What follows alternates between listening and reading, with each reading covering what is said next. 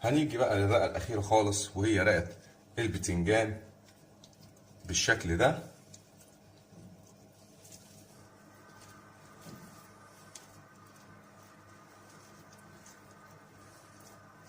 هنرصه برضو نفس الموضوع كده، واحدة جنب واحدة. ودي من أطعم وألذ الوصفات بتاعت المسقعة، وإن شاء الله هتعجبكم بإذن الله.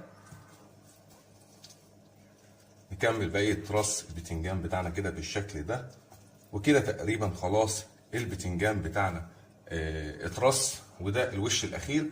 طيب فاضل نقطة هنبتدي نعملها، وهي صوص الطماطم بتاعنا. هنبتدي نسقي بسيط على بسيط خالص كده، ما نكترش، لان احنا طبعا المكونات بتاعتنا كلها مستويه، بس بنديها ريحه الطماطم او طعم الطماطم كده بالشكل اللي حضراتكم شايفينه.